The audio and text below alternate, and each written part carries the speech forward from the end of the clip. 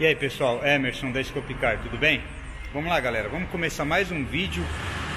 Esse vídeo aqui eu vou dar uma dica aqui de equipamento, né? De pinças aqui de secundário, para ajudar aí vocês quando for escolher a compra de equipamento, de pinça, mais ou menos como que as coisas funcionam aqui. Tranquilo? Vamos lá então, ó. O que eu estou fazendo aqui? Que análise eu estou fazendo? Eu estou fazendo uma análise de secundário. Opa, a bateria do FSA está acabando.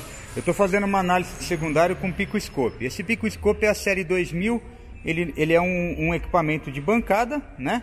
Porém, osciloscópio é osciloscópio, aquilo que a gente sempre fala, utilizando ele aqui para fazer uma análise de secundário, utilizando a pinça aqui do Jovino, de Jordan do Jovino, né?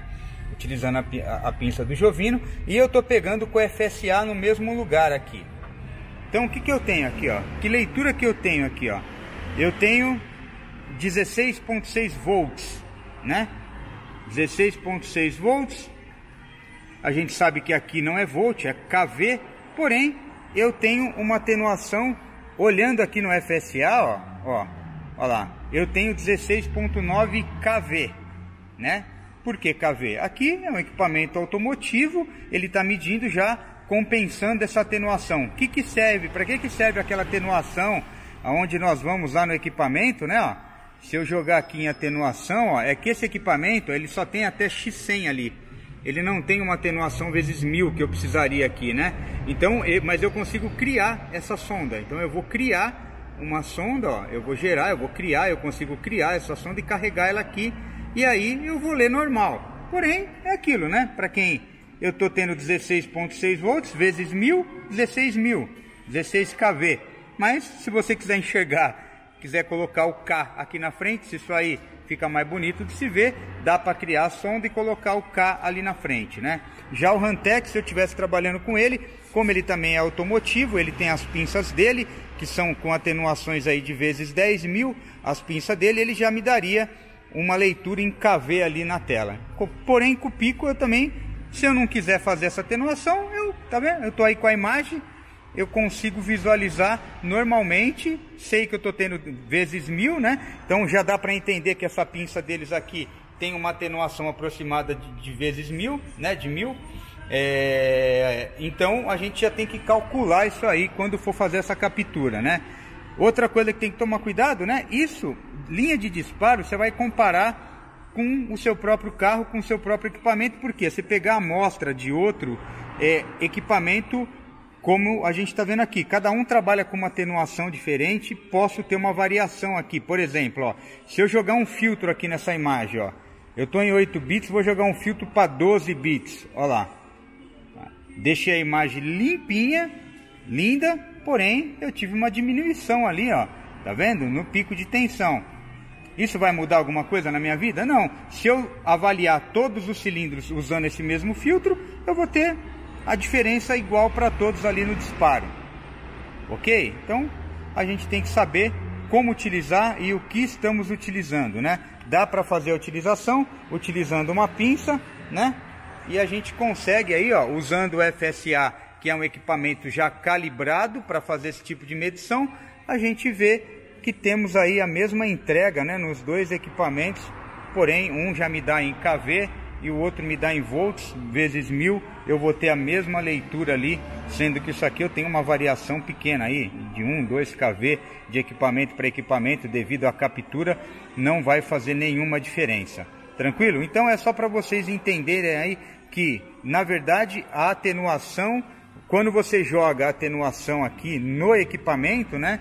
Quando a gente vem aqui no equipamento e a gente joga um X aqui, X10, X20, X100, eu só tô compensando aquela pinça, aquela sonda que tem essa devida atenuação. Eu não tô, não adianta jogar X100 aqui, né? E a gente vai olhar aqui na tela do equipamento e achar que agora eu posso medir 2000 volts ali. Não, né? Eu só tô compensando uma atenuação que já deve acontecer na ferramenta. Então a ferramenta tem uma atenuação, você vai compensar no equipamento só para ele te mostrar uma leitura correta, tá? Então, se você colocar uma pinça comum X1 e querer jogar atenuação aqui, ela vai te dar até 2, 10, 20, 30 mil volts, só que na verdade você não está preparado para fazer aquela medição. Tranquilo, galera? Então, é isso aí. A gente volta aí com mais dicas semana, vazio, né? Parado, o Onix ali vai trocar a bateria e conforme for chegando os carros, a gente vai mostrando e compartilhando com vocês. Se não, a gente vai compartilhando informação técnica também. Tem os testes aqui que eu vou fazer e vou ensinar a mexer aqui com o vacômetro e comparar o vacômetro com o nosso scanner e ver que nós não estamos medindo a mesma coisa. Beleza? Valeu! E aí, pessoal, vamos lá? Vamos dar sequência aqui no nosso vídeo. Não tem serviço, então vamos de parte técnica, né? Aí quem ganha é todo mundo. Vamos lá. Eu vou falar um pouquinho sobre vácuo, né? Vácuo, depressão, pressão absoluta. Muita gente tem dúvida aí nessas leituras, tanto no scanner como quando está usando um transdutor. Às vezes ele começa já no transdutor e não tem a base lá do motor, né? A base técnica de como funciona, fica um pouco mais difícil. Quando ele sabe um pouquinho mais desse mundo aqui, ele começa a entender o funcionamento de tudo e isso vai ajudá-lo aí também na utilização dos transdutores eletrônicos, né? Aqui é uma forma da gente medir esse vácuo mecanicamente, né? Com um manômetro, e lá com o transdutor a gente faz essa medição e transforma em um sinal elétrico. Então o que eu tenho aqui, ó? Vácuo, zero. Zero por quê? Não tenho, o motor está parado, não tenho depressão. O que o vácuo mede? Ele mede a depressão aqui no meu coletor de admissão. Eu estou usando o vacômetro numa tomada de depressão antes da borboleta, né? Eu tenho que ter uma tomada de vácuo antes da borboleta. Então ele mede toda a variação de vácuo. Quando você abre a borboleta, com a movimentação dos pistões, você tem um vácuo gerado aqui no coletor, né? E o que o scanner mede, né? O scanner, vamos lá, em valores reais, eu estou aqui em valores reais, ó. Aqui eu coloquei na tela do scanner carga do motor, que ela está relacionada com vácuo, e pressão do ar aspirado em milibar, que é a pressão absoluta a partir de zero, né? Então isso aqui é a nossa pressão absoluta que nós temos aqui para estamos em São Paulo, para essa altitude eu tenho isso aqui vai mudar de acordo com a altitude que você tiver. Então aqui para São Paulo eu estou tendo 882 milibar de pressão absoluta aqui. O que é o vácuo? O que é a pressão absoluta, né? Isso aqui é a pressão atmosférica. O que é a pressão absoluta? É a pressão atmosférica menos o vácuo que nós vamos ler aqui no nosso manômetro, né? Então, no momento da partida, eu vou gerar um vácuo. Quanto maior esse vácuo gerado, mais fácil, mais rapidamente esse motor entra em funcionamento. Um vácuo esperado aí no momento da partida de 3 a 6 em Hg, que é nessa escala de fora aqui que nós estamos medindo. O Luquinha vai dar partida lá e a gente vai ver que eu vou mudar aqui a pressão absoluta a partir do zero e eu vou mudar também o meu vácuo gerado. Vai lá, Luquinha, pode dar partida. Olha lá, dei partida, gerei um vácuo, né? O motor funcionou, olha lá. E agora eu tenho o que ali? Esse motor está frio, não está aquecido. Eu tenho 334 milibar ali de pressão absoluta. Muita gente pensa que isso aqui é o vácuo que eu estou medindo. Não, isso aqui é a diferença da pressão atmosférica menos o vácuo. Aí eu tenho a pressão absoluta. O vácuo aqui eu estou tendo aí 15, 16, em torno de 17 em Hg. O que é o esperado aqui em marcha lenta? De 17 a 22, de 17 a 22 em Hg é um vácuo esperado para um motor funcionando em marcha lenta e o ponteiro estável, né? Ó, esse ponteiro, tá vendo que ele está paradinho, o ponteiro parado. Isso indica que esse motor mecanicamente eu não tenho problema, né?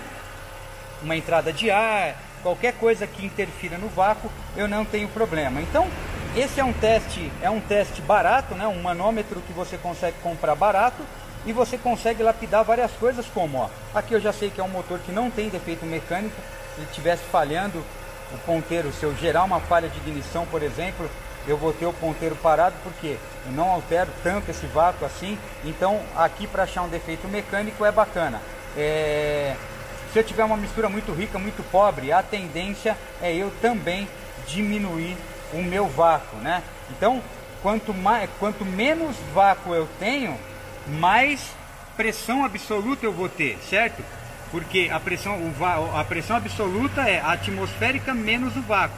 Se eu tenho mais vácuo, menos pressão absoluta. Se eu tenho menos vácuo, mais pressão absoluta ali, ok? Então, alguns testes que a gente pode fazer aqui para saber se isso tudo bate, ó. Então eu tenho 16 em HG, certo? Ó, vamos medir. Então vamos aqui para uma conversão aqui, ó.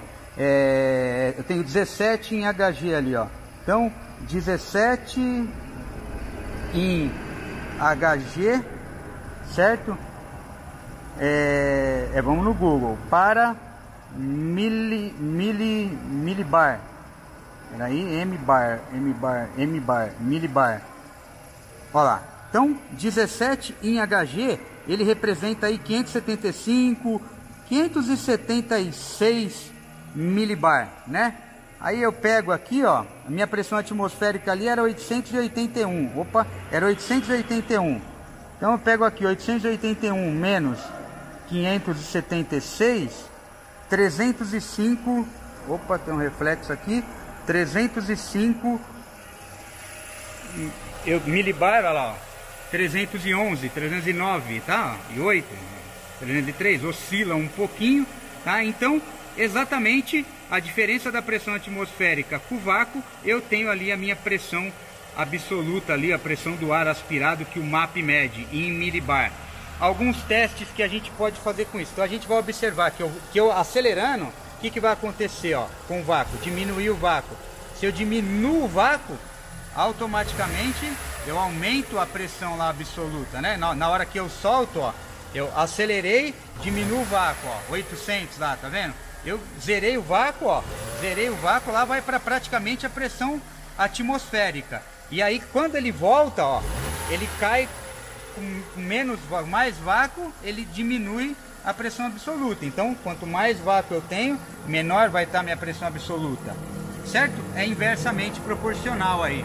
E a carga do motor lá também, ela vai alterar conforme a alteração do meu vácuo e da minha pressão. Qual que é a tendência do vácuo aqui, ó? Quando eu acelero e solto, ó, acelerei, ele zerou, e depois a tendência é ele voltar para os valores que estava em marcha lenta, ok? Eu acelero aqui a mais ou menos 1000 RPM. Eu tenho um vácuo aí, ó, de mais ou menos 18 em HG. Se eu aumento isso aí para 2500, por exemplo, ó, eu tenho que manter mais ou menos aonde eu estava, ó, 18 em HG, certo? Se eu acelerar e esse vácuo cair acima de 3 em HG, o que eu tenho de problema? Eu tenho um catalisador entupido. Por quê? Um catalisador entupido, ele vai gerar uma pressão dentro do escapamento. Essa pressão vai exercer no coletor de admissão, quando essa válvula de escape abre. E aí eu tenho uma pressão atuando no vácuo, eu vou diminuir o vácuo do meu coletor. Então, se eu tiver uma pressão, um catalisador entupido, com um simples reloginho desse aqui, fica muito fácil a gente identificar o problema. Então, uma ferramenta muito útil, né? Essa ferramenta aqui eu adquiri com o Max da Cabotec, e a Triunfo também ferramentas vende esse manômetrozinho que ele mede tanto pressão positiva como depressão, né? Então, vácuo é uma depressão e o scanner mede uma pressão absoluta. Tranquilo? É isso aí. Vamos virar aqui a câmera. Acho que já dá pra gente encerrar esse vídeo. Tem algumas informações bacanas aí. Como tá com pouca agenda, a gente vai mesclando o agendamento com conteúdo técnico e tentando colocar vídeos mais curtos aí para todo dia a gente, de repente, conseguir colocar um conteúdo todo dia, vai ser bacana. Tranquilo? Então, vamos encerrar. Hoje é segundona. Hoje, se esse vídeo subir antes aí de vocês assistirem. Tem a live com o Daniel da Triunfo, às 20 horas pelo Instagram da Triunfo, tá? Então vai ser um prazer receber vocês lá. Nossa EAD, quer aprender um pouco mais desse mundo diagnóstico avançado? Estuda aí no conforto da sua casa. Nossa EAD vendendo lá em preço promocional de 790, que é o preço dele, por 490. Vale muito a pena, e depois você vai ter a gente aí para tirar as dúvidas juntos, beleza? Muita novidade chegando aí que a gente vai colocar, e para quem quer fazer as manutenções, estamos aí trabalhando, tomando todos os cuidados, recebendo o carro aí do cliente com todo cuidado, higienizando, entregando tudo certinho. Tranquilo? Muito obrigado, até o próximo vídeo, um abraço.